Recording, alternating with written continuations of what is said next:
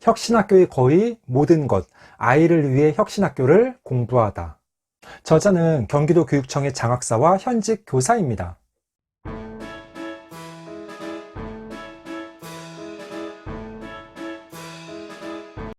안녕하세요. 반갑습니다. 초등교사 해피 이선생입니다.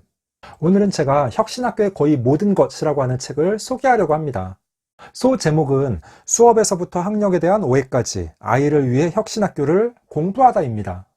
맘에 드림에서 2015년 10월에 나왔고 책 가격은 15,000원, 책의 분량은 308쪽입니다. 사실 제가 유튜브에 사립초와 공립초를 비교하는 영상을 올렸는데 많은 분들이 혁신초등학교에 대해서도 소개를 해달라는 요구가 많았었습니다. 그래서 혁신초와 관련되는 영상을 준비하다가 차라리 책 소개를 하는 것이 더 좋을 것 같아서 이 책을 소개하게 되었습니다. 혁신학교에 대한 책은 시중에 엄청나게 많이 나와 있는데 이 책의 특징은 혁신학교에 대한 궁금증 100가지를 답하는 형식으로 쉽게 구성이 되어 있습니다. 책의 시작 부분 저자의 글에는 이런 구절이 나와 있습니다. 혁신학교 자체가 만능이 될 수 없다. 교육 주체, 교직원, 학부모, 학생들의 노력에 따라 결과가 달라질 수 있다는 뜻이다. 혁신학교에 지정되었다고 학교의 혁신이 보장되는 것도 아니고 학생의 성공을 약속할 수 있는 것도 아니다. 저 역시도 공감합니다. 혁신학교는 무조건 좋고 다른 학교들은 나쁘냐? 그건 절대 아닙니다. 그리고 어떤 학교든지 교육 주체들의 협력과 학심이 필수적입니다. 책은 모두 11장으로 구성이 되어 있습니다.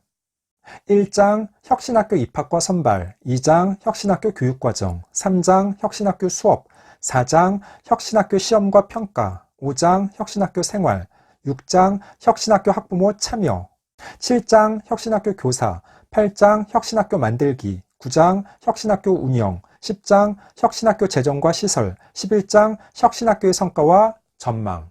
각 장마다 7개에서 8개의 질문이 있고 그것에 대해서 답하는 형식으로 구성이 되어 있습니다. 예컨대 이런 질문들입니다. 학생들의 학력이 낮다고 하던데요. 수학여행이나 체험학습은 어떻게 진행되나요? 기초학력이 부족한 아이들이 많다면서요. 교과서 없이 수업을 한다고 하던데요. 시험을 보지 않는다면서요. 교칙이나 학칙을 학생들이 만드나요? 학부모들은 학교와 어떻게 소통하나요? 당연히 이 책은 경기도에서 혁신학교를 추진하는 장학사와 교사가 만들었기 때문에 혁신학교의 장점과 우수성에 대해서 계속적으로 소개를 하고 있습니다. 일단 혁신학교는 이론적으로 창의적인 교육과정 운영, 민주적인 학교 운영 체제, 전문적 학습 공동체 구축, 자율 운영 체제 등을 추구합니다. 2019년 10월 24일자 동아일보 뉴스를 보면 이런 구절이 나와 있습니다. 기사 제목이 혁신학교 만족도 높아대 기초학력 떨어질 우려. 경기도 교육청이 여론조사 기관에 의뢰해서 혁신학교에 대해서 여론조사를 한 결과가 동아일보 기사에 나와 있습니다. 혁신학교에 대한 만족도에서는 교사, 학생, 학부모 모두 만족도가 상당히 70% 중반으로 높았습니다. 그런데 기초학력과 관련해서 학부모들의 41%가 일반 학교에 비해서 기초학력이 떨어질 우려가 높다고 걱정하고 있다는 결과가 나왔습니다. 또한 학부모들의 79%는 사교육이 필요하다고 인식한다는 결과가 나왔습니다. 물론 이 조사 결과는 초등 혁신학교뿐만 아니고 초중 고등학교 혁신학교를 모두 포괄하는 조사가 되겠습니다. 이 책에서는 기초학력 부진과 관련해서 이렇게 언급하고 있습니다. 학생들의 학력 수준과 가정 환경의 차이를 고려하지 않고 단순하게 학교 간의 성적을 비교하는 것은 상당히 위험하다고 이야기합니다. 즉, 학력에 영향을 미치는 요소에는 개인 변수, 가정 변수, 사회 변수, 학교 변수 이런 것들이 종합적으로 고려되어야 하는데 그렇지 않고 단순하게 학교 간의 성적만 비교해서는 안 된다는 것입니다. 특히 초등학교의 경우에는 일제고사가 폐지됐기 때문에 사실 혁신초등학교에 다니는 학생들이 기초학력이 부진하다고 말할 근거가 부족한 것이 또 사실입니다. 혁신학교는 기본적으로 재미있는 수업과 학생들이 주도해서 참여하는 수업을 지향합니다. 그리고 모둠 중심으로 수업을 진행하며 도서관에 가서 수업을 진행하거나 마을과 연계한 프로젝트 수업을 운영하고 한 수업에 협력 교사를 활용해서 수업을 진행하기도 합니다.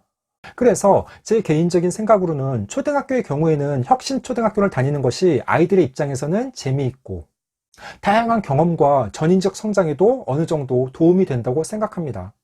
또한 우리나라의 경우에는 국가 수준 교육과정을 준수해야 되기 때문에 혁신학교라고 하더라도 교육과정의 20% 내외만 증감할 수 있을 뿐입니다.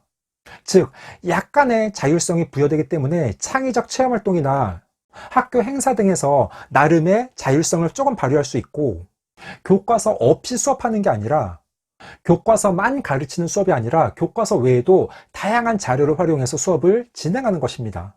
하지만 우리나라 교육 현실상 대학 입시가 중요한 당면 과제이기 때문에 소위 말하는 명문대학교에 진학하려면 학교 교육과정을 충실하게 잘 따라야 되는데, 혁신중학교나 혁신고등학교의 창의적인 교육과정은 아무래도 조금 불리할 수도 있습니다. 그래서 학부모님들이 기초학력 부진을 우려하는 것도 충분히 공감할 수 있습니다. 그래서 지금도 초등학교에서의 혁신학교 지정 비율이 가장 높고, 중학교, 고등학교로 가면서는 비율이 계속 급격하게 줄어드는 추세입니다. 결론적으로 혁신초등학교는 충분히 매력이 있고, 아이들의 기초학력 부진 우려에도 어느 정도 자유로울 수 있다고 생각합니다. 그것이 꼭 초등학교는 일제고사를 안 보기 때문이 아니라 초등교육과정 자체가 그렇게 양과 내용에 있어서 어렵거나 심화된 내용들이 많지 않고, 아이들이 조금만 노력해도 충분히 알 수 있는 내용들로 구성되어 있기 때문에 그렇습니다. 하지만 혁신 중고등학교는 기초학력과 관련해서 저도 사실 솔직히 걱정되는 부분이 있습니다. 15초 요약. 이 책의 제목은 혁신학교의 거의 모든 것입니다. 많은 분들이 혁신학교에 대해서 잘 모르면서 과도하게 걱정하거나 또는 지나치게 미화해서 칭찬하는 경우가 많습니다. 하지만 이 책에서는 혁신학교의 교육과정, 수업, 시험과 평가, 생활 등 100가지의 질문에 대해서 답변을 다는 식으로 구성이 쉽게 되어 있습니다. 물론 경기도에서 혁신학교를 추진하는 분들이 썼기 때문에 혁신학교에 대해서 긍정적인 관점으로 써져 있다는 점은 여러분들이 주의를 하셔야 되겠습니다. 하지만 혁신학교에 대해서 궁금하신 분들은 한번 차분하게 읽어보시면 많은 도움이 될 겁니다. 오늘은 경기도 교육청의 장학사들이 쓴 책 혁신학교의 거의 모든 것이라고 하는 책을 소개해 봤습니다. 앞으로도 종종 초등교육과 관련되는 괜찮은 책이 있다면 소개하는 시간을 갖도록 하겠습니다. 그럼 이상 초등교사 해피 이선생이었습니다. 안녕.